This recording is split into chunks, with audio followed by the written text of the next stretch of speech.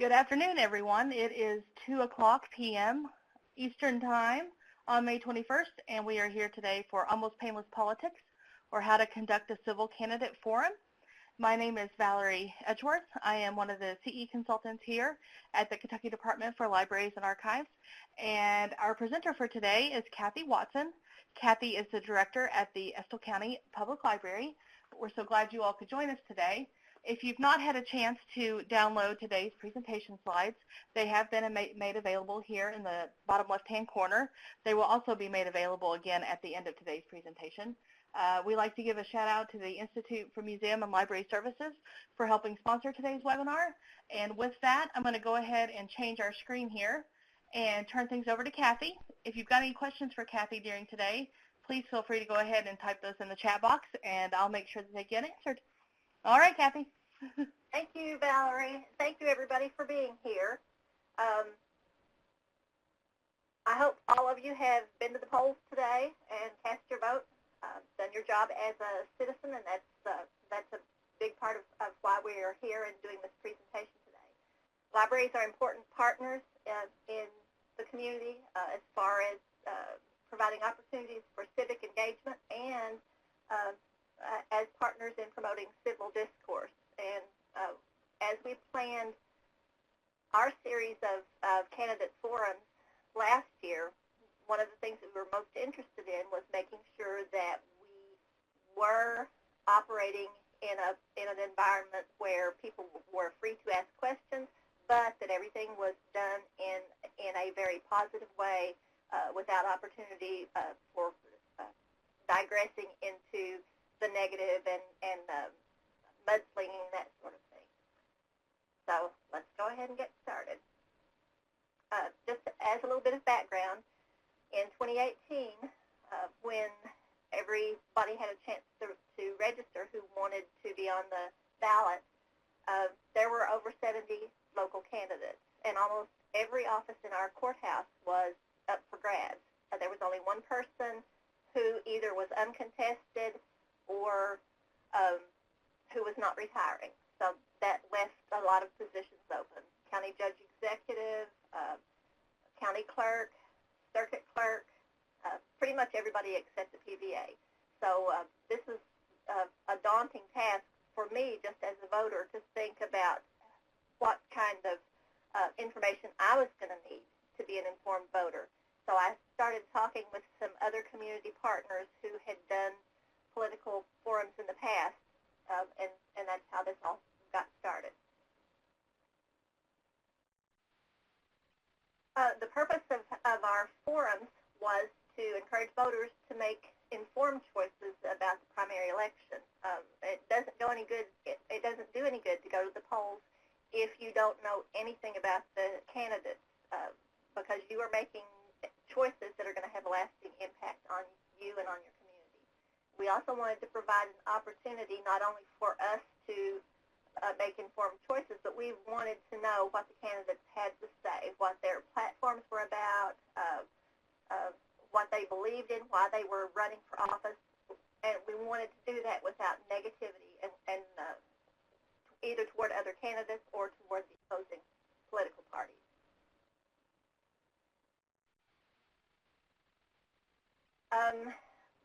When we started out, our intention was to do one forum, and then as we looked at the sheer volume of candidates who were running, we realized that was not going to work.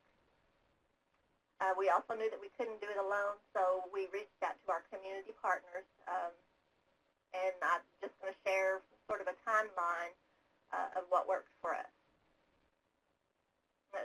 We started out by choosing potential planning partners or sending out invitations. So we reached out to both of the major local political party affiliates. We contacted the local news media, news outlets, and asked them about partnering with us. We also looked into who the previous forum organizers were and asked for their help.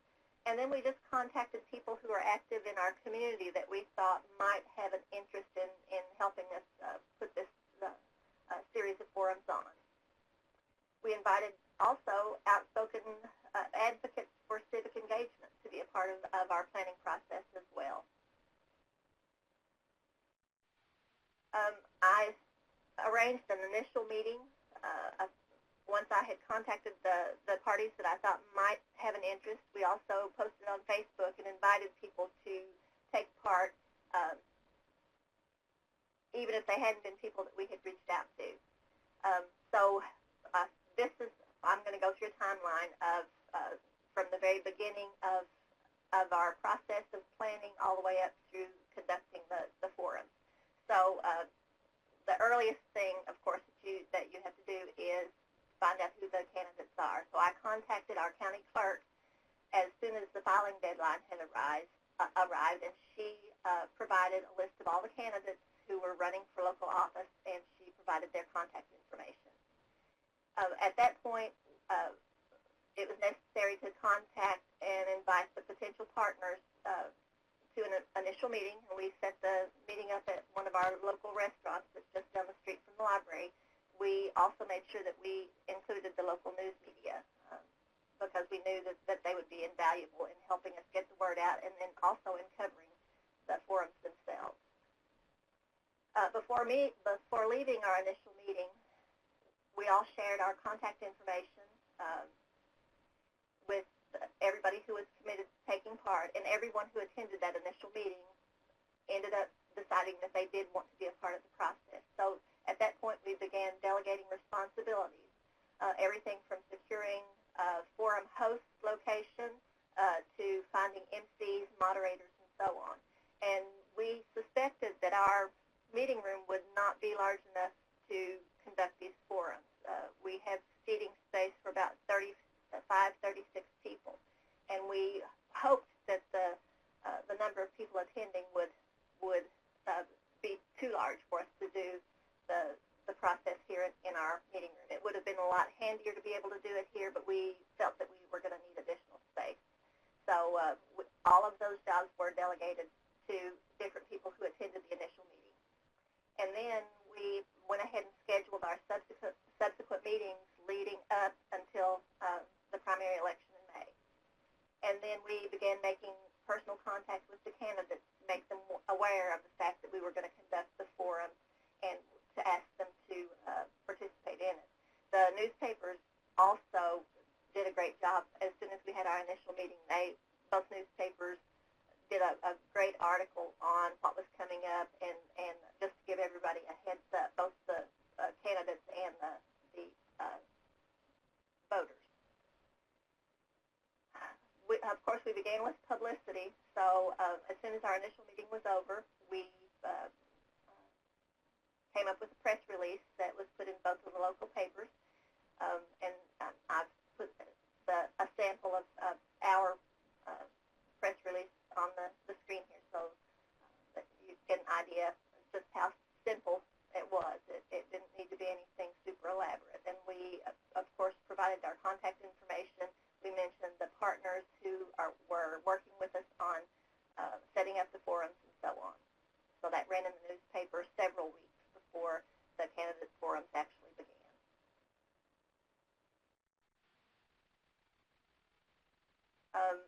The Chamber of Commerce was kind enough to help us out by designing our flyers, and so they sent us the file once the flyers were done, and we proceeded to print those out and then just plaster the community with them.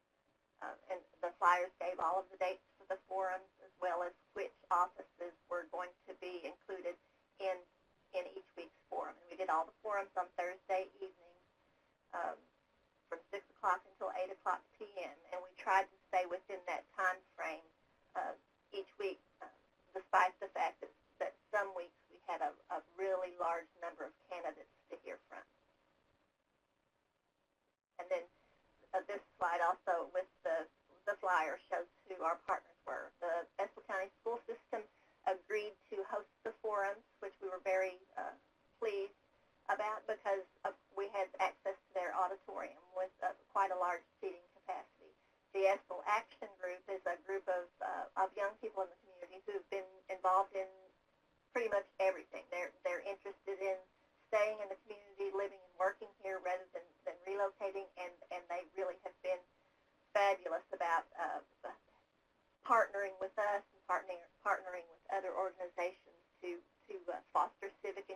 and just to get people involved and excited about living here.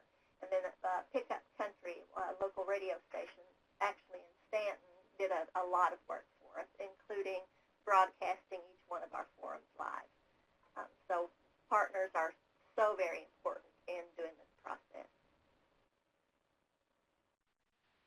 Our publicity partners, I already mentioned the one radio station. We actually have two radio stations, and one of the radio stations has a TV. They also broadcast via television. So we reached out to both of them, and they were happy to do live broadcasts for us and host some other events, and then just advertise the upcoming forums for us as well. So that was a major plus for us. And again, Estill Action Group was heavily involved. They provided an MC at each one of the forums, and then they also were doing a live Facebook feed at each and every forum. So people who couldn't be in the audience at that time could still watch from their phone or device, and then the Facebook live feed was available for people to view at a later time as well. Both of our local newspapers, as I said before, they were great partners to us, and they did great feature articles, and then every week as the forums went on, they summarized what each candidate said and did like double-page spreads to cover what had been said by the candidates. And again, we plastered the community with our flyers, and then we bombarded Facebook just to make sure that people were aware and remembered that we were going to have one of these forums each week. And about a month out, I decided that there needed to be multiple ways for the public to reach out to us and ask questions about things that they wanted to know from the candidates. So the first thing that I did was to create a Google form to be used by the public for submitting questions, and we put that link on our Facebook page, on our library homepage. We also, if somebody came in, we would give them the URL so that they could easily go on and submit their questions to the candidates. Now, with the Google form, I broke the form down so that you could actually go in and choose the office that you were interested in, and you could ask questions just of that candidate or those candidates, and all of that was completely anonymous. So I felt that people would be pretty comfortable with just going online, posting their questions, and then also this way, with us using the Google form, we could pre-screen the questions before we used them with the public. So if there was anything that was getting personal, or if there was any kind of mudslinging or anything like that, we could throw out those questions. And there were a lot of questions also that were asked on the Google form that were somewhat similar. So prior to each forum, we would go through and combine some of those questions that were worded just a little differently into a single question. A month out, we also began to submit more articles to our local newspapers about the upcoming forums, and we would always include the URL for the Google document where they could submit their questions. And we also had some physical locations, so we made sure to put those in the newspaper as well. People could drop by the library and put their questions in a Dropbox. And we also put a Dropbox in the courthouse so people could leave their questions there as well. And then on the day of each forum, those Dropboxes would be emptied out first thing in the morning. We'd sort through the questions and then go through them, throw out any that were personal or derogatory or anything like that, and just combine the rest into a series of questions that would work well for that night. Also a month out, we contacted other local news media with basic information about how and where to submit the forum questions. So both radio stations knew how to get in touch with us. We had the local TV station come in and do an interview with me talking about the process as well. So we got some really good coverage on what was coming up for us. We also created events. The forum events on Facebook, so that they were, not only were we posting daily about what was coming up, but we actually made each one of the forums an event with a hyperlink to the Google Forms so that questions could be submitted that way as well, and also so that it was always visible on our webpage as to what was coming up with the event. So Facebook made a great partner for us. 2 to 3 weeks out, we started trying to make sure that we had made personal contact with each and every one of the candidates. So we did send out a formal invitation letter to each one of the candidates for the featured office. We tried to let them know exactly what the forums would be like, so that we tried to make them as comfortable with the process as possible, because we knew that all of the candidates weren't necessarily folks who were comfortable speaking in public, and so we wanted to make them feel as comfortable with that process as possible. So we tried to answer questions, and we told them exactly how each one of the forums would work. And each one of the forums included 3 questions that came from the library's Transforming Communities initiative. So we made sure that every candidate knew that they would be asked those questions, and they were invited to answer those questions ahead of time, and then we would send those on to the newspaper so everybody could read about what is your aspiration for our community. What do you think the roadblocks are? What do you think we're going to need to do to meet those aspirations? That kind of thing. So just a broad idea about what each candidate would like to see in our community. Sorry. Okay. This was the candidate forum questionnaire that we gave to everybody, and they could either have me mail these to them, or they could come into the library and pick up a copy. And we just asked each one to give a brief answer to these questions. And I think this little form is self-explanatory, quick and easy, but we were consistently getting feedback from each of the candidates on these 3 specific questions.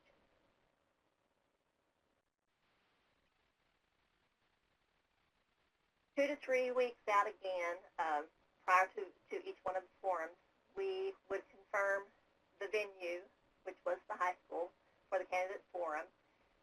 We would confirm that we had MCs in place, that we had a timekeeper and a moderator for each one of the forums. And we were lucky enough to have 2 MCs. So usually one of the MCs would get up and welcome the audience, welcome the candidates, introduce everybody who was an involved partner, and then introduce the moderator, who would then conduct the meeting. So 2 to 3 weeks ahead, we always try to make sure that we had confirmation. And there were a couple of times when someone would discover that they had a conflict, and then we had enough time to find someone else to act as moderator or timekeeper or whatever. And as far as the moderators were concerned, we tried to choose people who were not necessarily local, people who were very quick on their feet,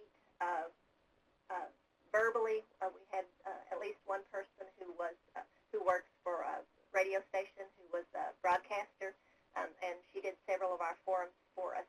So prior to each of the forums, we made sure to get a little bit of biographical information about the moderators as well as the MCs. But what we wanted to do was to make sure that no person or party felt that the forums were being weighted one way or another. We didn't want them to think that we were being partisan in any way, so we tried to have a broad range of people participate in the conducting of each one of the forums. About a week out, this was the time when I got really busy, because we created candidate name placards and name cards for each one of the confirmed attendees. And most of the time I went ahead and made placards and name cards for everybody who was on that particular night's program, just in case somebody found that they would be able to attend, even if they hadn't confirmed with us. I also wrote a first draft of the MC and moderator scripts, and every single week we had a script, so everybody knew exactly what they they needed to say, and the scripts each week pointed out what the expectations were, what the order of business was going to be, and so on. And at the end of the PowerPoint, I do have an example of one of our scripts, just to give you an idea. We sent email reminders to the media outlets 1 week ahead, and then we made sure to contact each confirmed candidate again to answer any questions or concerns about their upcoming forum. And then the day of the forum. Usually I got very little else done on the day of the forum except for preparing for that night. So we had large banners printed, a couple of them, and they just said candidate forum tonight, and they had the location of the forum and the time that it began. And one of those was hung at the location of the forum, so it was hung at the high school, which is on a main highway. So it was hung there just to remind everybody driving past that the forum was going to be that night. And then the other banner we either hung in front of the library here on Main Street or across the street at the school board office or down at the courthouse, so that it had a lot of visibility as well.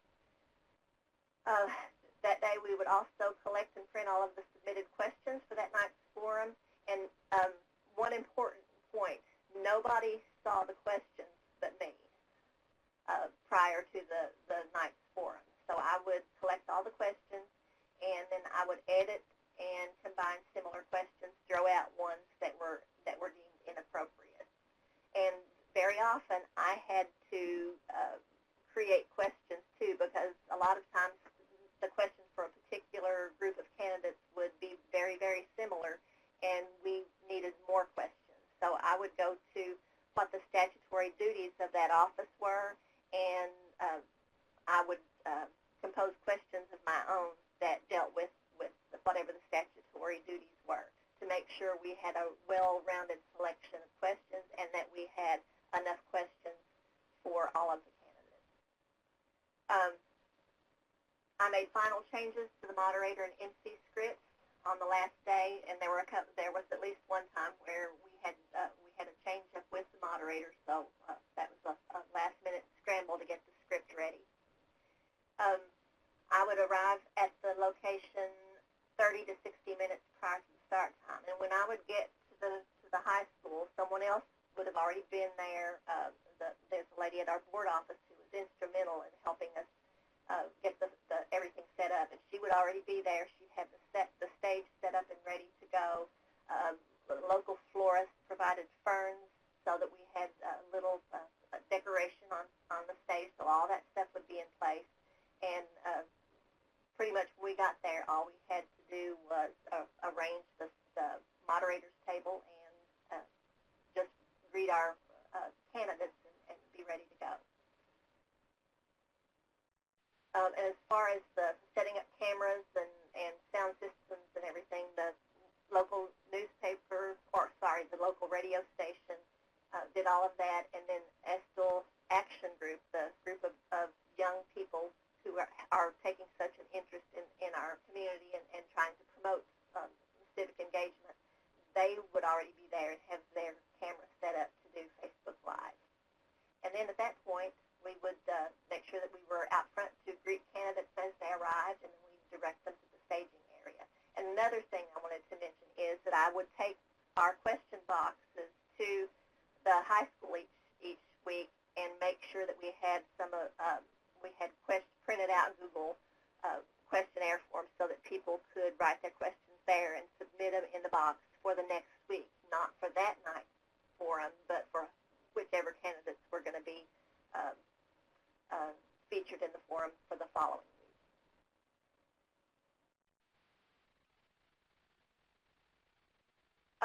We always shared the disclaimer at the beginning of each and every forum, and it simply was, please note that event sponsors and partners are conducting these forums as a community service and are not publicly endorsing any candidate. We wanted to make sure that the library was maintaining that we were keeping our impartiality, and that our partners were doing the same, that none of us had a vested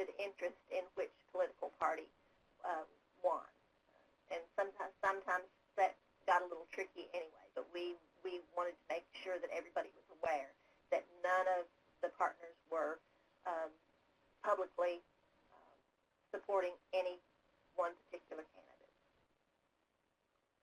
And then every week when we had the forum, we would remind everyone about our guidelines, and these were the same guidelines that we had provided to the candidates when they agreed to come to the forum.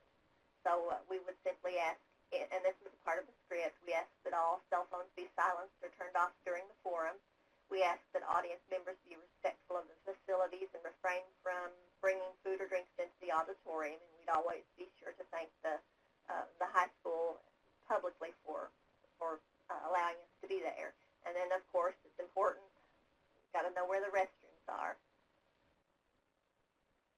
And then we continue with the guidelines. Please be respectful at all times. Verbal attacks on speakers by audience members or by other candidates will not be tolerated. This is something that we felt very strongly about, and we wanted to make sure that our expectations were clearly stated from the get-go. And if you've been to any school function, you know that sometimes, even at a graduation, there's a lot of movement in the area. People are carrying on conversations during the graduation ceremony and so on, and we wanted to make sure that we had an atmosphere where we wanted people to be respectful of the people who were speaking. We wanted to be able to hear what the candidates were saying, and we didn't want them to be in an uncomfortable situation where someone was calling out to them from the audience. So our guidelines really helped with that. We asked that audience members refrain from talking loudly or calling out. School board policy requires that no materials endorsing any candidate be displayed or distributed on school property. And people would still come in. They might have T-shirts on, or they had signs, magnetic signs on the sides of their vehicles. But we did not want people there handing out flyers and that kind of thing. And they were pretty, all the candidates were pretty good about doing that. And of course, this again was something they knew ahead of time that was expected.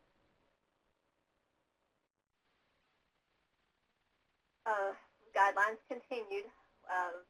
Tonight's forum will be broken into 3 parts since there are 18 candidates for magistrate, and each night, of course, we had different numbers of candidates.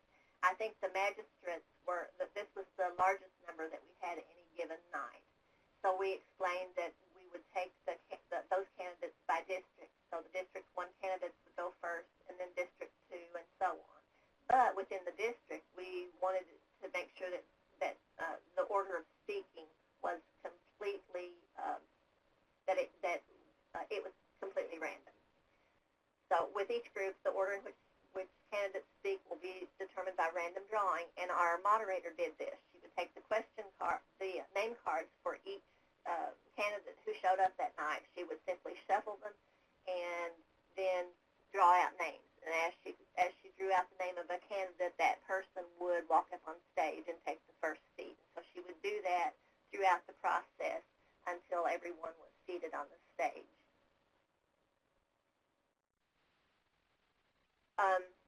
And with our forum, we gave every candidate 5 minutes to speak, and that's because there were so many candidates. And a lot of the candidates didn't use their 5 minutes, but some of them went right up to that 5th minute and used all of their time. And we reminded them again in our guidelines that at no time should a speaker refer to opposing candidates or opposing parties during his speech. And we reminded them that the forum is not a debate. And no one tried to debate until we had our state representative candidates, and then the incumbent was trying to rebut, and he had to be reminded by the moderator that this was not a forum. And then we just proceeded on as usual. During each speech, the moderator will indicate when the speaker has 2 minutes remaining and signal when time is up. And we always had our timekeeper, and the timekeeper was sitting down at a table in front of the stage where the moderator could easily see him and where the speakers could see as well. And we simply had 3 laminated cards. One was red, one was green, and one was yellow. So when we were ready, when the candidate's 5 minutes had begun, the green card was waved. Then at the 2-minute interval, the yellow card would be waved, and then if the person was still speaking at 5 minutes, red card went up, and they knew that was their signal to take their seat and let the next candidate take his place.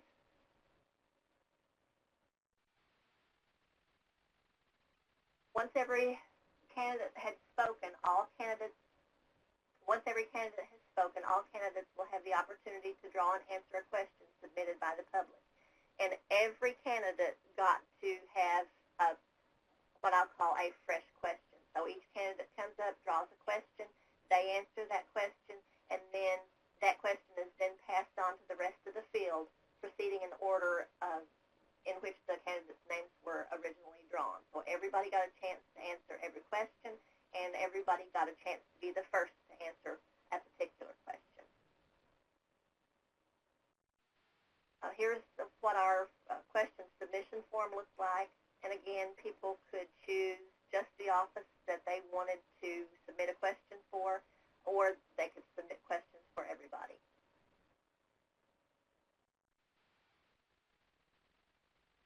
Question submission guidelines. Please submit your brief question to be considered for one of the candidate forums sponsored by Estill County Public Library, Estill Action Group, WSKV, and our other partners, including the school system and both local newspapers and the TV station. And we always reiterated that questions of a personal nature or that were deemed to be inappropriate would not be considered for use in the forum. And here were some of the questions that we received from the public. On what issues do you and your political opponents agree? What do you see as the impact of voters who vote straight party lines? What concerns do you have about voters who vote against the candidate based on his stance on a single issue rather than on the entire platform of that candidate? Do you have plans to reinstate curbside pickup and recycling? That was an example for our county judge executive. And then if so, how might it be funded? Do you have plans to reopen the jail? Why do we need a jailer if we have no jail? And that question itself came up with the jailer's office, with those candidates, as well as with the county judge executive. And actually, that question was asked of the magistrates as well. So the topic of the jail was a big one. And that's pretty much all I have, but I'll be happy to answer any questions. I will say that when I was preparing for the forums, I got some information from other public libraries who've done forums as well, so that was very helpful to me in setting this process up. Cathy, this is such great information, and I'm overwhelmed. I'm very grateful for you being able to share all of that with us. You can tell the amount of time and effort and input that everyone has taken to make this forum successful, and what a great example of partnering in your community, and it sounds like you had a wonderful turnout for all three. We did, and even if there wasn't a huge audience, the number of people who watched the forums either live on Facebook or listened to them on the radio or who watched them later on Estill Action Group's Facebook page was pretty amazing to us.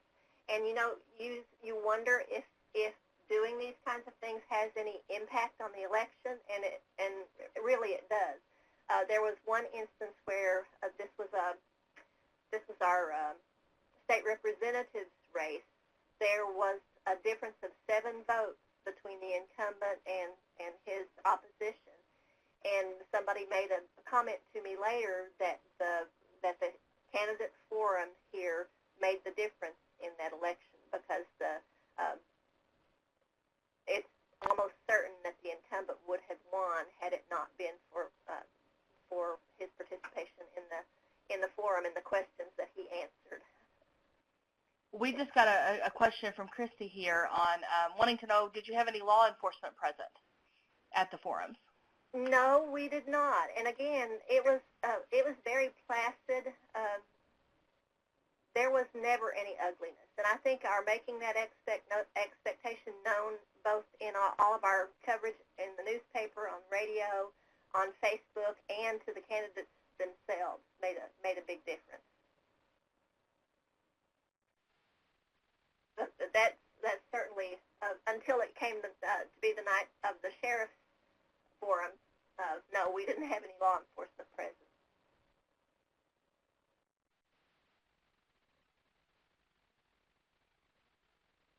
Wonderful. Cathy, I think we've got a few more people typing, so I want to go ahead and give them a chance to do that.